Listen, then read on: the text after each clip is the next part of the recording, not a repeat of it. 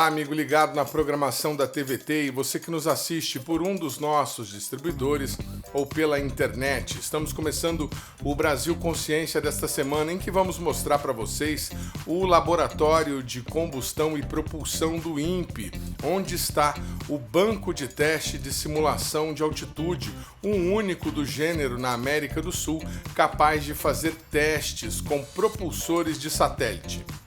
O Brasil Consciência já esteve no Laboratório de Combustão e Propulsão em 2019 e mostrou as pesquisas que estavam em andamento naquele momento. Nesse caso do monopropelente, nós temos, como exemplo, nós usamos peróxido de hidrogênio, vulgarmente chamado de água oxigenada. Nós concentramos o peróxido de hidrogênio até 90%, e depois, o que a gente faz nada mais é do que colocar o peróxido na câmara de combustão. Logo em contato com o oxigênio, com o catalisador, ele se decompõe formando gases. E os gases, como vocês viram, eles vieram em cima de mim, nada mais é do que vapor d'água e oxigênio. Então, isso daqui é um propelente limpo. Então, tanto é feito desenvolvido aqui o catalisador, como também nós concentramos o peróxido de hidrogênio em 90%, no equipamento que está lá no fundo da sala. Tá? Nós somos o único laboratório no Brasil que concentra peróxido de hidrogênio para fins aeroespaciais. Motores maiores são mais ou menos desse tipo, motores bipropelente. Nesse caso, entra pelo injetor um combustível e do outro lado um oxidante. O oxidante que a gente usa é o mesmo que nós usamos no monopropelente, é o peróxido de hidrogênio concentrado. Esse é o motor fechado, ele funcionaria alguma coisa assim. Tá? E o combustível nós também desenvolvemos no nosso laboratório. Nós desenvolvemos um combustível à base de etanol e etanolamina, e mais um catalisador nele. E eles são hipergólicos. O que é hipergólicos? Dá licença. Hipergólico é isso aqui, gente.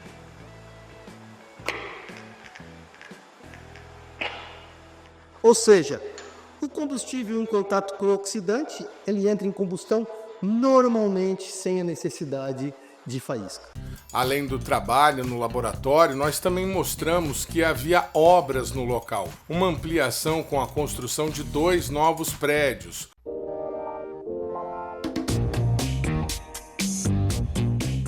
Meu nome é Isaías de Oliveira, eu sou tecnologista aqui do Laboratório de Combustão e Propulsão. E a obra que nós estamos vendo aqui é uma obra de construção de um laboratório para análise de propelente e inspeção de motores. Essa obra ela faz parte de um projeto, que é o projeto PropSat, que foi submetido pelo Laboratório de Combustão e Propulsão, junto à FINEP, para adquirir esses recursos. Qual que é o valor total do investimento em toda essa modernização que vocês estão fazendo? Bom, o valor total desse projeto de atualização das nossas instalações é de 14 milhões de reais. Foi aprovado em 2014, em maio de 2014. O dinheiro tem sido liberado aos poucos, à medida que a FINEP dispõe dos recursos. Então, nós já estamos finalizando algumas das obras, que é, por exemplo, o Laboratório de Inspeção de Propulsores e Análise de Propelentes. Estamos iniciando a obra do Laboratório de Propulsão Elétrica. A construção deste último prédio, porém, acabou interrompida antes de sua conclusão e está paralisada desde então. Nós também vamos mostrar para vocês como está o desenvolvimento do novo propulsor de plasma pulsado, um desenvolvimento exclusivo no Brasil que pode ser revolucionário para as pesquisas e para a engenharia espacial. Tudo isso e muito mais no programa Brasil Consciência de hoje, que é uma realização do SINDCT, o sindicato que representa os servidores públicos federais do INPE, do DCTA, do CEMADEM e da Agência Espacial Brasileira. Nossa viagem ao Laboratório de Combustão e Propulsão começa às margens da Dutra, onde está o INPE de Cachoeira Paulista. O laboratório é um dos mais distantes da portaria, sendo necessário percorrer quase 5 quilômetros para chegar até o local. O acúmulo de mato no caminho e ao redor do prédio é evidente. Segundo informações obtidas pela nossa reportagem, desde a pandemia, o trabalho de remoção de mato no INPE de Cachoeira Paulista tem sido feito de forma escalonada, começando pela portaria e seguindo até as demais áreas.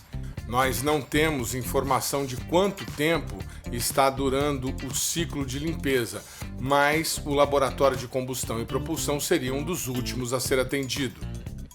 Além do mato, o laboratório apresentou uma outra característica nessa nova visita. Depois de aposentadorias e saídas, o número de servidores no local é bastante reduzido. E devido ao período de férias, apenas um servidor estava disponível para nos atender. Este era um dos prédios em construção. O local agora está pronto e pode ser operado por pesquisadores, tecnologistas ou bolsistas que cursam pós-graduação no INPE. Nesse laboratório é realizada a análise dos propelentes. O propelente nada mais é do que o combustível que vai alimentar o propulsor do satélite. Então, antes de cada ensaio, os propelentes são analisados, verificados se eles estão dentro da qualidade esperada do propelente para que sejam realizados os ensaios nos propulsores. Antes de vocês terem esse laboratório aqui, como é que era esse teste? Como é que vocês manuseavam? Parece que vocês tinham que, inclusive, se deslocar com o propelente dentro do próprio carro?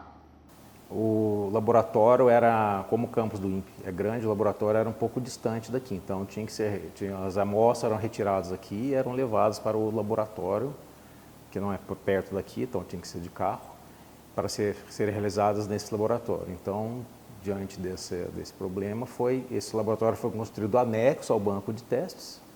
Então, dessa forma, não tem mais essa necessidade de deslocar com o carro. Então, é retirado do banco de teste, e como é anexo ao prédio, não tem mais essa necessidade. E como é que está a demanda nesse momento? Vocês estão tendo muito trabalho, fazendo bastante análise de propelente? Tem propulsor em desenvolvimento agora? Sim, agora nós temos uma demanda da empresa Fibraforte para testar os propulsores de 1 Newton. Essa demanda já faz algum tempo que já está agendada, mas como nós tivemos que fazer uma reforma do banco de testes, inclusive uma recuperação dos equipamentos após a pandemia, porque ficou muito tempo parado, então agora a gente já finalizou a manutenção dos equipamentos, agora a gente está finalizando uma reforma, uma atualização do sistema de ensaios para que possamos receber esses propulsores que sejam testados. Esse laboratório aqui, o prédio, ele tem 2 laboratórios. Sim. Desse lado aqui, vocês fazem testes em propelentes. Do lado de lá, vocês fazem o quê? Então, O outro laboratório é realizada a inspeção do propulsor que é recebido para teste. Então é verificado se as válvulas estão funcionando, é verificado mecanicamente o propulsor, ver se ele está apto para ser montado na bancada de teste. Então esse aqui é o laboratório de análise dos propelentes e o outro laboratório de inspeção dos propulsores. Bom, estamos aqui nesse outro lado aqui, que é no caso onde vocês fazem a análise, né, dos propulsores que estão chegando e antes deles serem colocados lá no vácuo. Aí muita gente em casa tem a curiosidade de saber o que é um propulsor, e pelo visto você está com um aí na sua Então, mão, aqui nós né? temos exemplo de um propulsor de 200 Newton, ele é bipropelente, em cada entrada dessa entra um tipo de propelente. Então nós temos as válvulas que liberam o acionamento do propulsor. Então aqui nós recebemos do cliente o propulsor para ser testado, fazemos a inspeção visual, os testes das válvulas, então verificamos se o propulsor está sob condições de ser testado. Bacana. E 200 Newton, imagino que é um propulsor muito potente, né? Esse propulsor, no caso, ele não está aí para ser usado, ele não tem nenhum projeto envolvido, ele é digamos, um demonstrador aí, né? Exato. Aqui temos o menor de 5 Newton. Então, ele, comparativamente, ele é bem menor. Esse é de quantos Newton? 1 Newton. Então, só que esse daqui não é um propulsor para voo.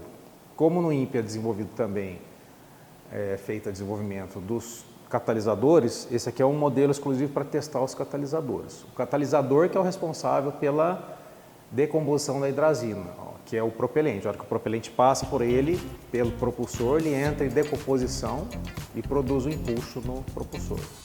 Este especialista foi aluno da pós-graduação do INPE e hoje atua no local como colaborador, sendo funcionário da empresa Fibra Forte, que está usando o laboratório para desenvolver novos motores para satélite, numa parceria entre a empresa privada e o setor público. É ele quem nos dá detalhes sobre os equipamentos disponíveis no local. E o que são esses equipamentos aqui, essas saídas de ar aqui, por exemplo? Saídas de ar para eventual equipamento que você queira usar. Então a gente tem nitrogênio, tem ar comprimido, né? Se quiser limpar alguma coisa, você usa a mangueirinha aqui. Isso aqui está todo ligado no... Testar testar, a saída do... Um tanquinho, por exemplo, ali tem um tanquinho ali que a gente usava aqui, ó. A gente usava esse tanquinho aqui para fazer limpeza, né, de linha, de propulsor, entendeu? Então a gente pressuriza aqui de um lado, pode usar aquelas tomadas lá de gases e serve para isso. Aqui, bombas de vácuo, isso aqui é um microscópio que ele estava lá no LCP e a gente usa ele de vez em quando. Ele tem uma parte aqui que é muito antiga, então está um pouco desativada, tá? Mas a gente usa ele para verificar, por exemplo, se tem alguma poluição dentro da linha de propelente. A gente circula nitrogênio ultrapuro dentro da linha e com uma membrana de Milipol, que eu não sei se vocês conhecem o que é, mas é um filtro que tem uma porosidade muito pequena e qualquer partícula que estiver dentro dessa linha, que não pode ir para dentro do propulsor, para não entupir os injetores, né? A gente recolhe nessa membrana e analisa aqui. Se tiver 5 partículas por milímetro quadrado, digamos assim, 5 milímetros quadrados, a gente rejeita e limpa de novo a tubulação, entendeu? Então, até tem menos. E dependendo também do tamanho da partícula. Claro. Nosso passeio continua com a visita ao BTSA, que está praticamente igual ao que vimos há 6 anos, exceto pela falta de servidores e de atividades. Evandro, aqui dentro desse laboratório, dentro desse galpão, está um dos motivos de orgulho para muita gente, que são essas câmaras de vácuo, capazes de simular o espaço aqui para fazer o teste com os propelentes, com os motores, com os propulsores de satélite. Esse grandão que nós estamos vendo aqui atrás de você, ele está operacional, está funcionando e está pronto para receber algum teste? Então, esse daqui não está operacional porque a gente ele é o nosso maior sistema, esse sistema bipropelente. Como ele é uma câmara muito grande, a gente precisa de caldeira e de chiller para operar. A nossa caldeira precisa de manutenção. Então, esse sistema não está pronto para ser operado. Além desse sistema, nós temos a outra câmara menor, que é onde serão executados os testes do propulsor de 1 Newton, que ela passou por uma modernização e está em fase de finalização. Então, esse cara aqui, que é para propulsores de até 200 Newton, ele ainda carece de uma manutenção para voltar a operar. Sim, que está no prazo que a gente vai entrar no cronograma para os 2 próximos ensaios que a gente está programando para 2026 e 2027. Então, durante esse ano, a gente vai trabalhar, além do ensaio do propulsor de 1 Newton, na manutenção desse sistema para poder receber os testes em 2026 e 2027. Qual foi a última vez que ele foi usado, você sabe, não? Sim, o ensaio de um propulsor real eu não estava aqui, eu não fazia parte do quadro ainda, mas quando foi feita a modernização desse sistema, foi feito o comissionamento, foi feita uma simulação de um ensaio, mas um propulsor real faz mais de 10 anos que não é testado aqui um dia. Então foi 2015 a última vez a simulação? Não, 2017. 2017 foi feito o comissionamento do sistema. Tá legal. E aí o que vocês estão preparando mesmo para colocar em funcionamento é aquele cara ali. Vamos chegar nele então.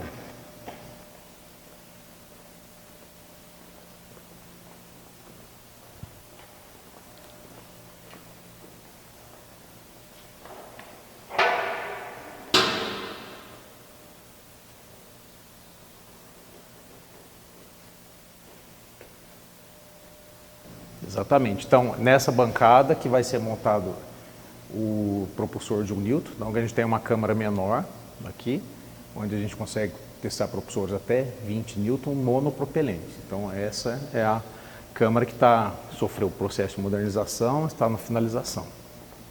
Isso tudo que está aqui dentro, ele faz parte do teste ou a gente ainda está apenas fazendo uma montagem? Não, vai a montagem, depois os fios são todos acomodados, o propulsor é montado.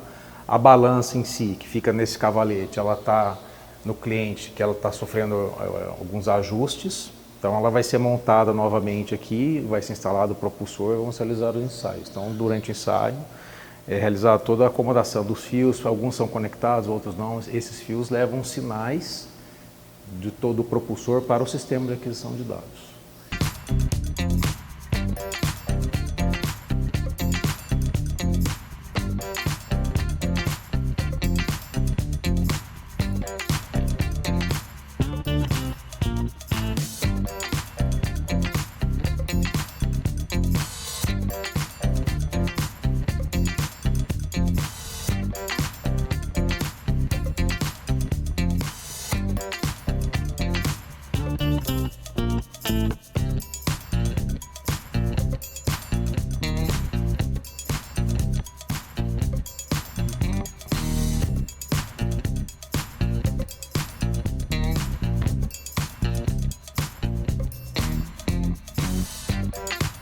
Do lado de fora do BTSA é possível ver o esqueleto do prédio onde deveria ter sido construído um novo laboratório de propulsão elétrica, o primeiro do gênero na América do Sul. Pelas informações que recebemos, a construção foi subdimensionada pela empresa que havia vencido a licitação e, por isso, a obra teve de ser paralisada e o projeto refeito. O INPE agora está trabalhando para tentar prorrogar o prazo para a conclusão do projeto, conforme veremos a seguir no próximo bloco.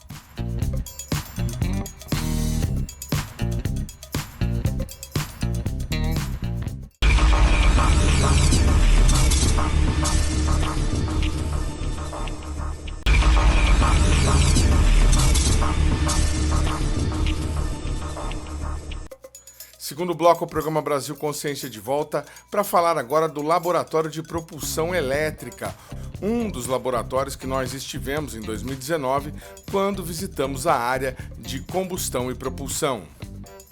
Naquela oportunidade, o Rodrigo Intini, que é o coordenador do laboratório, nos mostrou o primeiro propulsor de plasma pulsado do Instituto, desenvolvido por ele durante um doutorado na Universidade de Southampton, na Inglaterra. O propulsor havia sido alvo de uma patente e a balança de empuxo que foi desenvolvida para fazer os primeiros testes com ele havia sido recém-construída. Todo o laboratório estava aguardando a construção do novo prédio para ser transferido a instalações melhores, mas, conforme vimos no bloco anterior, a construção foi paralisada e a obra não tem data para acabar. Instalada provisoriamente nesta sala, enquanto aguarda a conclusão das obras de construção do novo prédio, a pesquisa em propulsão elétrica avança à fronteira do conhecimento com o desenvolvimento de um propulsor brasileiro com patente reconhecida. Nós estamos desenvolvendo um propulsor de plasma pulsado, que é um sistema propulsivo que utiliza Teflon e pode operar em potências mais baixas, de maneira que se consiga utilizar nos nossos satélites brasileiros. E nós aqui temos uma inovação no sentido de que o nosso propulsor de plasma pulsado é o único no mundo, e até foi objeto de uma patente, e ele utiliza 2 estágios, e com isso a gente consegue aumentar a velocidade com que esse propelente, com que essa matéria é ejetada, em 4 vezes. Para conhecer o propulsor com patente brasileira, fomos a outra sala, onde foi improvisado o primeiro laboratório desta linha de pesquisa. Aqui dentro tem um propulsor, que foi o primeiro propulsor que nós testamos, que era oriundo dessa patente, da patente do propulsor de plasma pulsado, de 2 descargas. Nós vamos agora abri-la, abrir e tirar o propulsor só para vocês. Já veio muita gente aqui, a gente nunca fez isso. Mas essa câmera não tem uma porta. Então, ela foi uma doação lá da Universidade de Southampton, então nós não podemos escolher muito, né? Na época nós não tínhamos aquela câmera lá de baixo.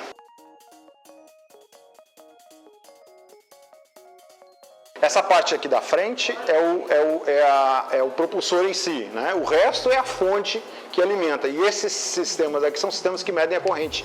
Então aqui tem o segundo estágio dele, são esses 2 eletrodos, e o primeiro estágio é dentro daquele orifício, certo? Isso aqui tudo, obviamente, que depois de desenvolvido, vai numa caixinha de alumínio fechada, né? O mestrado do Chico foi fazer essa montagem, fazer toda a fonte e fazer o teste de operação dele. Nós tivemos também que fazer todo um trabalho matemático para podermos viabilizar a captura. Você conseguiu o empuxo através de fórmulas matemáticas. A criação da patente e o desenvolvimento do propulsor não encerram a pesquisa, que agora irá buscar novos estudos para comprovar a sua eficácia. Quer dizer, não basta apenas ter o propulsor de plasma inovador, nós precisamos também medi-lo e verificar qual é realmente a eficiência do funcionamento dele. Para isso nós tivemos que construir um outro instrumento que não existia à venda, que é a balança de empuxo para propulsores de plasma pulsado.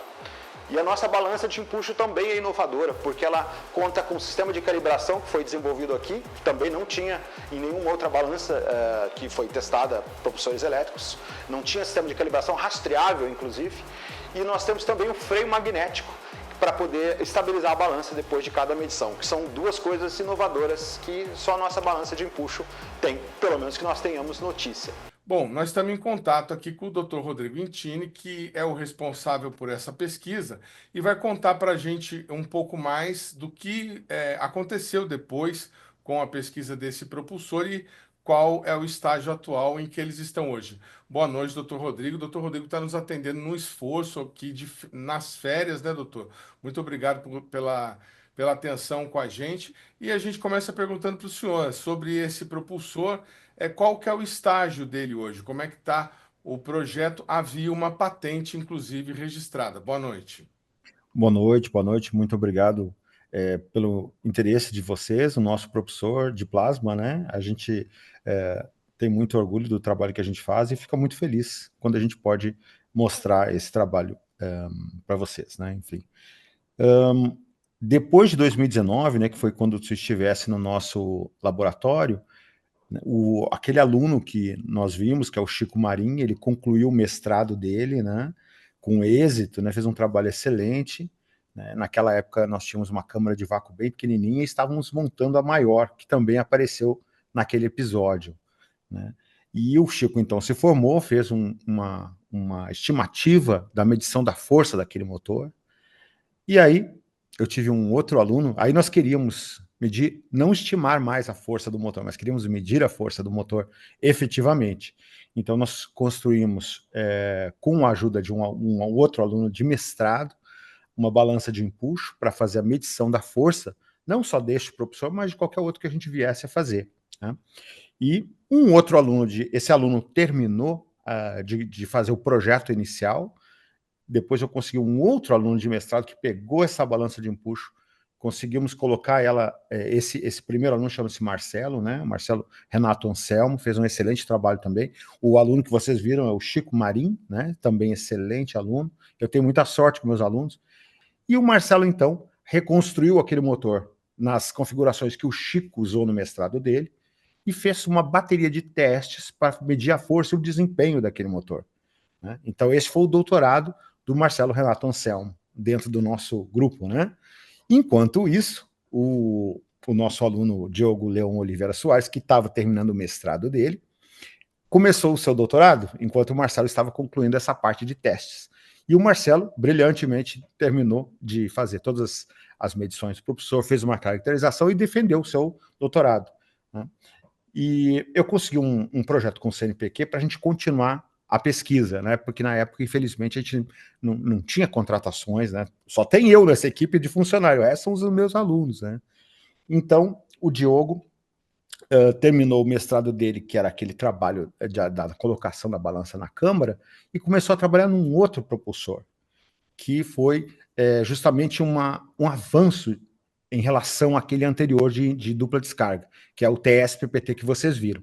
Então agora, além daquele que vocês viram, que nós levamos até o final, até a última etapa dele, de desenvolvimento de caracterização, e aí o Diogo passou a trabalhar nesse novo propulsor, né? Tivemos essa ideia de fazer um propulsor que possa aproveitar melhor o propelente, e no sentido de que nós possamos aplicá-lo em diversos tipos de missão. Mas o estado atual, só para fechar essa primeira etapa, né, para não ficar muito longo, é que nós terminamos aquele propulsor que vocês viram, com o doutorado do Marcelo, temos uma longa lista de documentos que foram produzidos, entramos em contato com algumas empresas, que a gente pode conversar sobre isso, né, sobre o que pode acontecer depois, né, e, enfim, e agora estamos trabalhando nesse novo motor, que foi divulgado recentemente, talvez você possa até colocar o link na descrição, a divulgação que foi feita no ano passado da evolução desses testes, desse novo propulsor que se chama VSI-PPT. Exatamente. A gente está aqui com a página, né, a divulgação do próprio Ministério de Ciência e Tecnologia sobre o sucesso na realização do teste com o propulsor. Qual é a diferença básica, doutor, desse novo propulsor para aquele que a gente viu? É a capacidade de força, ele é mais forte ou ele tem outros elementos, o VSI PPT, se eu falei corretamente. Isso, VSI-PPT é Variable Specific Impulse Post Plasma Thruster. O VSI-PPT ele tem um diferencial importante em relação ao TS-PPT, né? Enquanto o TS-PPT trabalha com uma potência baixa de alguns watts, por exemplo, 20 watts, 10 watts, né? Ele tem a capacidade de variar um impulso específico dentro de uma faixa pequena, relativamente pequena, com um consumo de potência relativamente baixo, não um consumo energético, assim, em função do tempo, né? Então, 10 watts, aproximadamente, e produz um empuxo aproximadamente de 120 micronewton, né, a 1 Hz.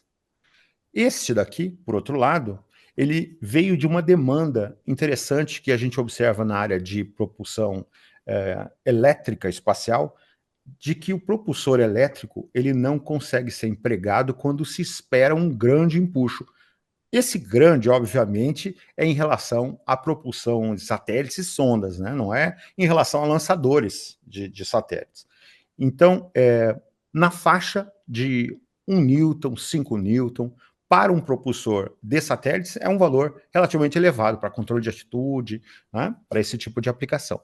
E a propulsão elétrica não conseguiria ser aplicada diretamente a isso em satélites pequenos, né? Pequeno, sei lá, de 1 tonelada não é tão pequeno, mas mesmo assim não conseguiria, porque a energia elétrica necessária seria enorme, né? Porque o propulsor elétrico, ele usa sistemas de aceleração que aceleram o propelente, que é aquilo que é ejetado, né, em velocidades muito mais altas que propulsores químicos.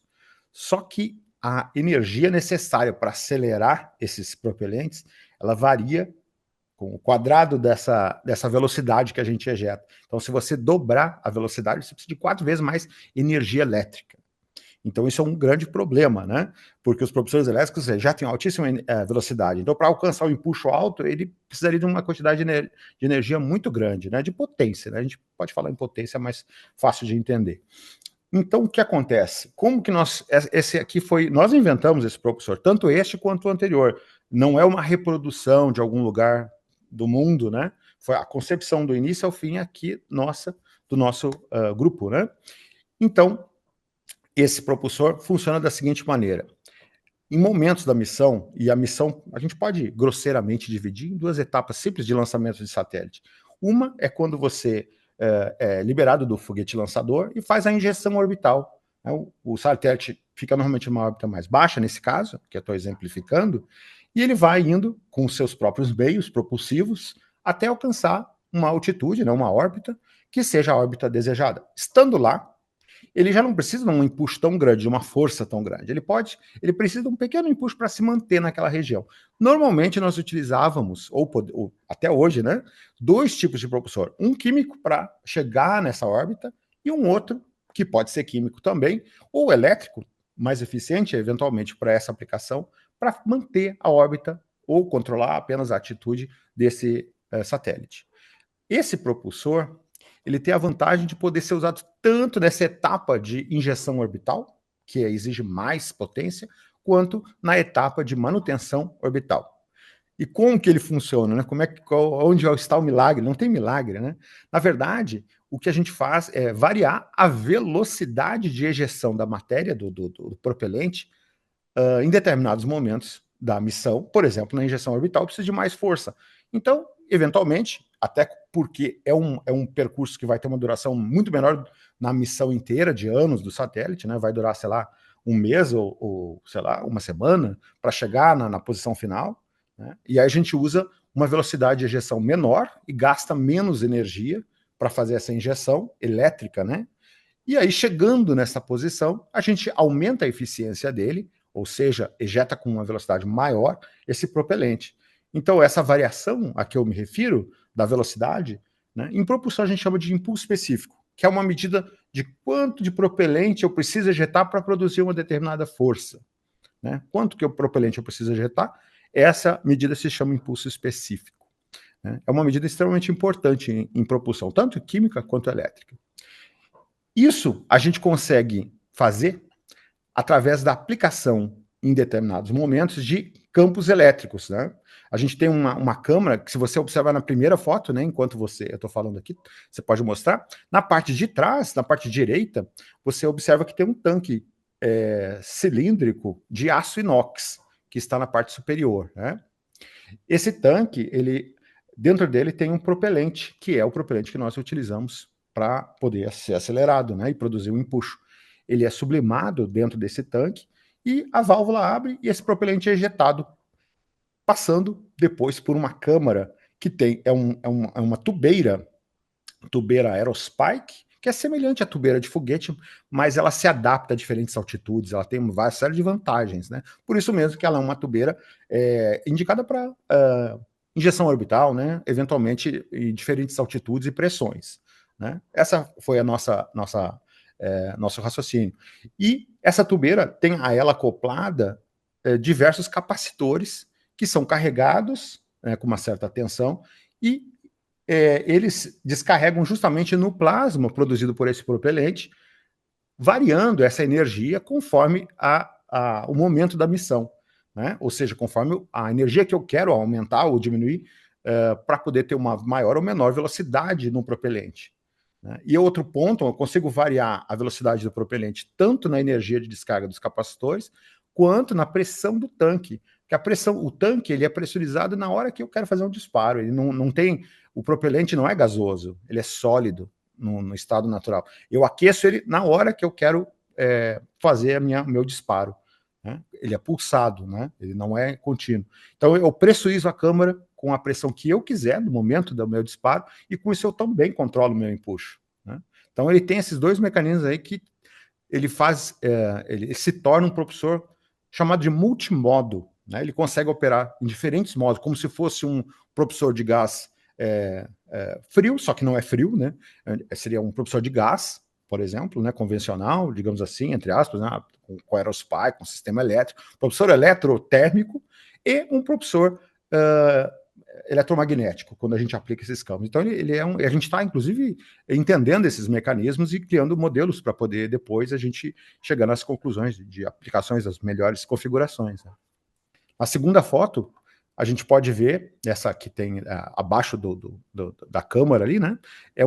Uma visão frontal do propulsor, onde a gente consegue ver o spike, né? Que é aquela ponta do propulsor, que é o equivalente à garganta de uma tubeira, mas ela é invertida porque é um aerospike, é uma tubeira chamada aerospike, ela é um pouco diferente. Então a gente vê ali uma descarga elétrica justamente passando no plasma que está vindo lá daquele tanque de aço inox, né? E está recebendo essa energia extra, e essa energia extra está fazendo uma aceleração eletromagnética e adicionando energia ao escoamento, né, a esse propelente. A terceira foto, a gente vê uma vista lateral desse propulsor disparando, né? E a gente consegue ver melhor o feixe, que seria a pluma do propulsor, né? E a gente vê que realmente, a depender do nível de descarga, e esse daí é o nível mais baixo de descarga elétrica, né? Com um capacitor, a gente consegue botar São vários arranjos, até 8, 9 capacitores, fisicamente, né? Ali naquele entorno. Com essa configuração, que é a primeira, né? É o primeiro protótipo que a gente fez para esse propulsor. Né? Bom, e vocês fizeram no ano passado, vai completar um ano agora, em fevereiro, pelo menos, da data da divulgação, esse teste, né, que foi um sucesso. Onde vocês estão neste momento da pesquisa? Como é que está o andamento agora? Uhum. Bom, desde então, né, nós já testamos com várias outras configurações. Esse daí você vê, esse foi o primeiro teste, né, com um capacitor, o modo de alta velocidade é onde a gente começou a botar capacitores na outra ponta, porque a gente já tinha testado com só o sistema de aquecimento do tanque. Então a gente continuou testando com os outros capacitores para fazer essa medição. Nós desde então colocamos também um sensor de pressão naquele tanque, que o método de medição de pressão no tanque de propelente é crucial para medidas de alta velocidade. Isso a gente só descobre que o sensor que a gente tem não é o ideal, etc., ao longo do trabalho, né? Não tem como saber a priori, porque nunca ninguém fez esse motor, né? Então a gente comprou um outro sensor, colocou lá dentro, fizemos a calibração, já fizemos a medição com os outros capacitores, e no momento a gente está trabalhando justamente na medição final desse sistema com todos os capacitores, né? Para poder fazer justamente a modelagem disso. A gente deve concluir essa pesquisa, pelo menos a parte experimental, provavelmente até o final do mês que vem, de fevereiro de 2025. Né? E aí, claro, essa primeira etapa. Depois, a gente vai fazer uma análise de resultados e, claro, publicações, e eventualmente vai refazer algum teste ou outro para poder clarificar alguma coisa. Agora, quem está assistindo a gente em casa pode estar se perguntando assim, tá, esse motor está chegando nesse estágio aí, mas e aquele outro que vocês fizeram? Ele está hoje sendo usado de alguma maneira? Já temos alguma aplicação na prática para essa tecnologia? Sim, essa preocupação com a aplicação, né, para que os desenvolvimentos não fiquem no laboratório, é a minha maior preocupação. Inclusive, há um tempo atrás, eu fiz um workshop junto com na época, o professor Chamon, né, que hoje está na agência espacial como presidente da agência. Nós fizemos um workshop justamente de transferência de tecnologia da tecnologia espacial para a indústria, né? Então, essa preocupação, ela é minha antes de eu entrar no INPE, inclusive, né? Eu acho que todos os recursos que nós temos, esse círculo tem que fechar, né? A gente tem que desenvolver alguma coisa, essa coisa tem que virar emprego, tem que virar exportações, enfim, né? Então, o que eu tenho feito, além desse workshop, naquele workshop eu divulguei este propulsor que você viu, né? E algumas empresas, na época, se interessaram, né, em desenvolver isso, porque o papel do Instituto de Pesquisa, né, é desenvolver uma tecnologia para colocar o nosso país numa posição estrategicamente, digamos, de liderança, né? Então, nós desenvolvemos uma coisa que ninguém tem. Como isso vai ser aplicado? Bom, a gente precisa que uma indústria, que vai ser uma fábrica, no caso, né? Uma indústria, ou seja, você vai pegar aquele equipamento, digamos assim, aquele método de desenvolvimento e vai transformar num produto, né, para poder ser aplicado em satélites brasileiros e para poder ser exportado, eventualmente, se for interesse do nosso governo, né? Então, esses outros passos exigem que tenha toda uma coordenação, não só do pesquisador, né, que sou eu, que, né, a gente pode fazer workshop, etc., mas é necessário depois que aquilo realmente se efetive, né? A gente faz contatos, etc., O que aconteceu é que a gente teve a pandemia nesse meio tempo. Durante a pandemia eu conversei com algumas pessoas interessadas, mas o objetivo do nosso projeto era desenvolver toda uma documentação que permitisse que uma empresa, uma indústria, né, conseguisse pegar aqueles dados juntamente com, eventualmente, a nossa colaboração, né, a nossa consultoria, e transformar aquilo num produto. Então, nós continuamos com essa vontade de que aquilo realmente venha a se tornar um produto. A gente não quer que isso fique parado digamos assim, na biblioteca. Não é o menor interesse. Então, sempre que eu vejo alguém de alguma empresa, ou eu menciono em alguma reunião, eu digo, como é que nós podemos levar isso para uma indústria, né? É fundamental. Esse propulsor ele tem aplicações para satélites brasileiros, né? Esse que já foi desenvolvido, né? E eventualmente pode ser aplicado em qualquer satélite nosso, porque é de baixa potência, né? Nós até tínhamos uma ideia de desenvolver para o Biomissat, que era um satélite do INPE, mas era uma versão simplificada dele, né? Infelizmente, a gente não conseguiu, teve algumas questões, a gente não consegui que ele pudesse ir, a gente estava com um bolsista, a bolsa, enfim, teve alguns problemas, o valor era muito baixo, o bolsista foi embora, né? A gente tinha essa ideia, eu tive bolsista de iniciação científica da USP, enfim, a gente tenta fazer isso daí, né? O programa Brasil Consciência vai para um rápido intervalo e, na sequência, a gente continua falando do propulsor de plasma brasileiro.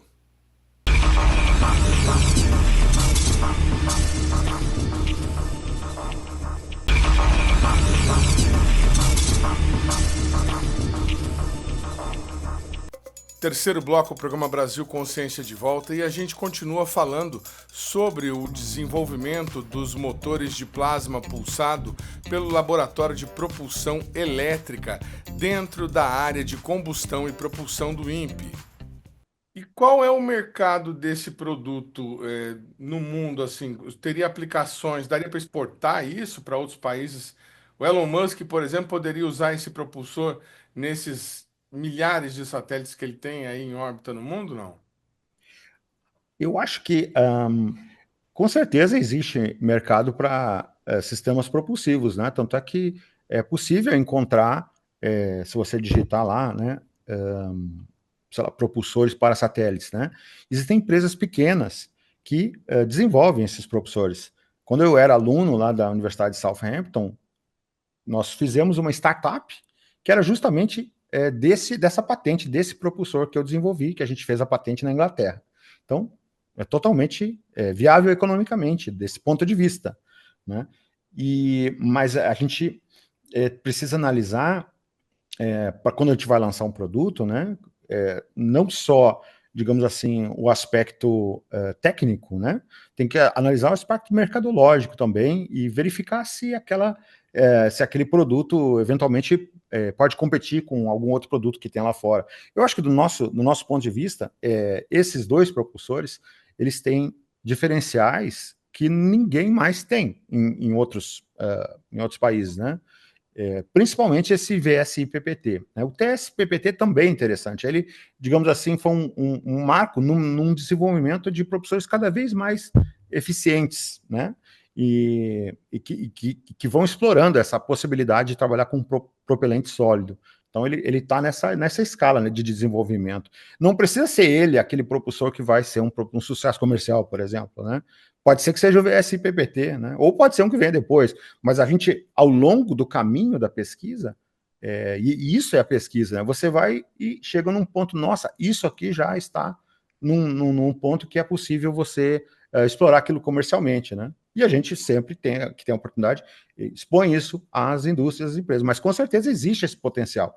Se você tiver um propulsor inovador, e não adianta só reproduzir um propulsor, sei lá, que já exista, né?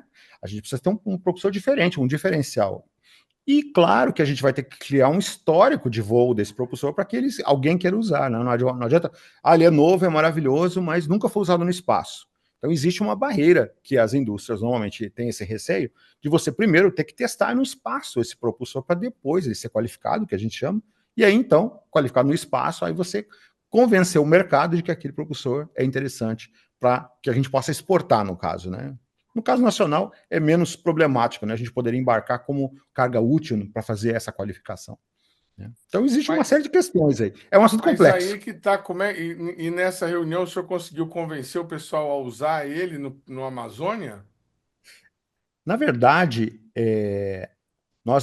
o VSI-PPT está em desenvolvimento, então ele não está na fase ainda de ir para o espaço. A gente está num protótipo, né? Está provando que é possível que um propelente seja sublimado, né, dentro de um tanque, e que é possível que ele seja ejetado através de uma tubulação e depois que passe por uma câmara que seja uma tubeira aerospike que tem uma aceleração gás dinâmica, né, semelhante a uma tubeira de Laval, que seria uma tubeira supersônica, e que nós consigamos, além de tudo, em determinado momento, adicionar energia através de uma descarga eletromagnética para fazer uma aceleração como se fosse um magnetoplasma dinâmico. Então, isso aí ninguém nunca fez. E se você não provar que aquilo é possível no laboratório, você nem consegue pensar em embarcar nisso, né? Porque você precisa... funciona, tá? E agora?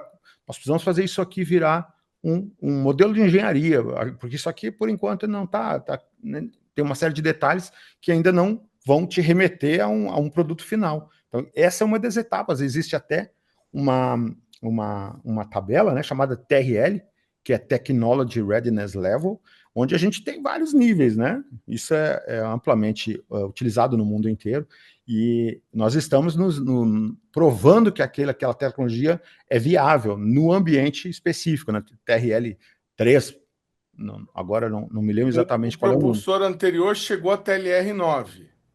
Ele chegou... A 9 é quando já vai para aplicação espacial, né?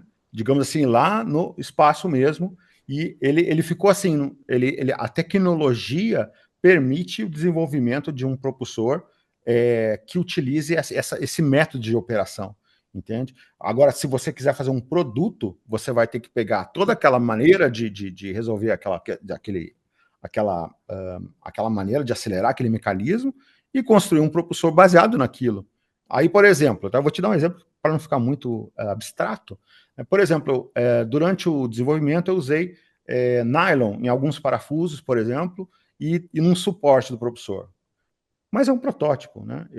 Por exemplo, eu não usei um cabeamento que era o cabeamento para o espaço, que um conector, sei lá, pode custar $20 mil ou coisa assim. Entende? Nem tem como a gente fazer pesquisa, ninguém faz no mundo dessa forma. A gente usa materiais de prateleira para fazer o desenvolvimento, a prova de conceito. Então, quando você atinge um certo nível, aí você vai agora dizer, bom, isso funciona, consegui caracterizar, vamos fazer um modelo de engenharia, né? Mas aí já é uma outra indústria que vai fazer isso, com outra mentalidade. Eles não querem mais testar o envelope de operações, aquilo já foi determinado pelo pesquisador. Agora é um engenheiro que vai desenvolver aquilo visando apenas a durabilidade, visando apenas talvez o custo, a redução do custo. Eles têm outra mentalidade. Então não é o mesmo tipo de profissional que faz o protótipo virar um modelo de voo, né? É um departamento de engenharia, não é um departamento de pesquisa. Então é importantíssimo a gente ver isso. Porque senão, se você for verticalizar e fazer todo o trabalho, você não faz mais nada. Você vira um engenheiro. Aí você está distorcendo, porque aí não tem ninguém fazendo pesquisa. Entende? Não pode ser a mesma pessoa. A gente precisa concentrar energia nessas áreas diferentes, né? Alguém tem que pensar naquilo que nunca ninguém fez. E alguém tem que pegar essa coisa e transformar num produto. O pesquisador pesquisa, engenheiro engenheirar, né? Agora, a gente esteve lá no laboratório e quando nós estivemos lá e conhecemos aquela câmara de empuxo inovadora, né, que ia fazer o teste e tal, o senhor disse que ela estava instalada ali até que fizesse o novo laboratório. Só que nós vimos o novo laboratório, ele está desse jeito, nós estamos nessa imagem. A obra acabou parando. A informação que a gente tem é de que houve a obra foi subdimensionada pela empresa anterior, acabou sendo abandonada pela empreiteira e aí vocês tiveram que refazer o projeto. Como é que está isso, doutor? O senhor tem informações? Sim.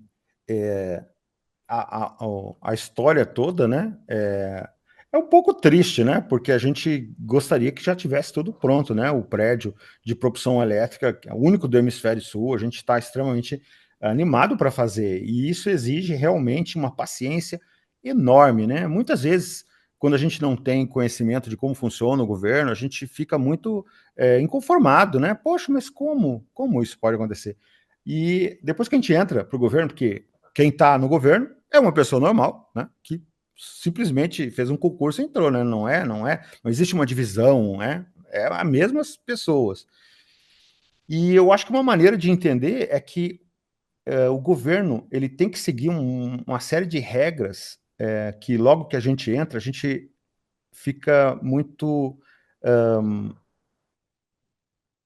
atônito e também preocupado em como fazer aquilo que tem que ser feito seguindo as regras que têm que ser seguidas, porque as regras, muitas vezes, e eu acredito na maioria, são feitas para que não haja, ninguém burle a lei, né? Não tire vantagem, etc.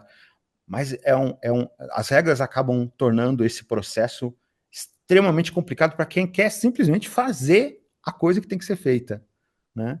E, por exemplo, nesse caso específico, né, o ideal seria contratar a melhor empresa possível para que a gente tivesse o melhor laboratório possível, né? Para nós fazermos as melhores pesquisas possíveis. Mas, além de restrições orçamentárias, a gente tem todas essas normas, né, que são feitas justamente, e eu acho que a ideia é ótima, né, que a gente tenha um sistema transparente, etc. Mas a gente acaba, às vezes, não conseguindo ter como resultado da operação a melhor obra, né? Enfim, o melhor resultado prático em termos daquilo que nós estamos adquirindo, muitas vezes. E eu acho que é uma pena, realmente é uma pena. Porém, eu tenho a esperança de que nós vamos conseguir terminar esse prédio, porque recentemente nós tivemos algumas reuniões, né? E eu participei de algumas reuniões, e a gente está solicitando, né, que nos seja dado um aumento de prazo para fazer a conclusão dessa obra. Ainda que é possível que nós não consigamos terminar, comprar alguns equipamentos para esse prédio, né, que vai faltar alguns milhões lá, para transformador, 2 transformadores, um gerador, coisas assim, talvez não tenha esse recurso. Mas o prédio, e de forma geral, a gente vai conseguir terminar, se nos for concedido esse aditamento, né, esse aumento de prazo de execução desse projeto. Então, ele não está parado, na verdade, quando você olha para a obra e vê a obra parada, a obra, aquilo que nós vemos, não é aquilo que acontece para que a obra possa continuar, né? Ninguém vai até lá, e eu, por exemplo, não vou até lá colocar uma lajota no prédio. O nosso trabalho para poder fazer aquilo continuar, né, e o do coordenador do projeto, que é o Fernando Costa, junto com a Funcat e com a FINEP, nosso trabalho, e com as empresas que a gente contrata, é justamente para continuar a obra, né? Então a gente tem feito ao longo desses anos um monte de trabalho de revisão do projeto executivo, né, de análise estrutural, para verificar se a estrutura, qual é a saúde dessa estrutura, né? Contratação de várias empresas para fazer isso, a revisão de todo o projeto executivo, análise das necessidades, por que aconteceu esse erro, né? E a última contratação que nós fizemos terminou no final de outubro, com a revisão do projeto executivo e com os valores finais que são necessários para nós concluirmos essa obra. E de posse disso, nós pedimos à FINEP, por favor, que nos dê essa extensão. Então a gente quer muito que dê certo, né? Agora a gente está aguardando a resposta deles, né? O projeto realmente levou muito mais tempo, porque não basta eu contratar uma empresa, eu preciso fazer um termo de referência. Esse termo de referência tem que ser revisado pelos engenheiros do INPE, aquilo vai para a Funcat, né? Tem todo um procedimento, aí depois você publica, aí tem um tempo de publicação, aí as empresas muitas vezes não vieram nenhuma apareceu para se interessar no projeto. Aí a gente, puxa, mas por quê? A gente fez 2 licitações, são mais de 6 meses, só nessa única. Então são várias e várias licitações que a gente fez para revisar o projeto, para encerrar o contrato, para tentar fazer um contrato novo, enfim, para fazer a verificação da saúde da estrutura, né? Então a gente não está parado, a gente só está na última etapa. Agora já temos os valores que precisamos e fizemos o nosso pedido aí à FINEP, né? Então só falta agora eles aprovarem, se Deus quiser, e aí a gente vai conseguir continuar nosso prédio e ter o nosso laboratório de propulsão elétrica, se Deus quiser. No caso, vocês estão pedindo um aditamento apenas de prazo, não de valor? Só de prazo. Eles não dariam, que eu entendi que não é possível que se dê aditamento de valor. Então a gente vai pedir isso. Eu espero que seja concedido. E aí é por causa disso que não tem o recurso para comprar os equipamentos, né? Porque já passou tanto tempo, é o mesmo valor logicamente corrigido, mas é o valor do projeto original de 2014.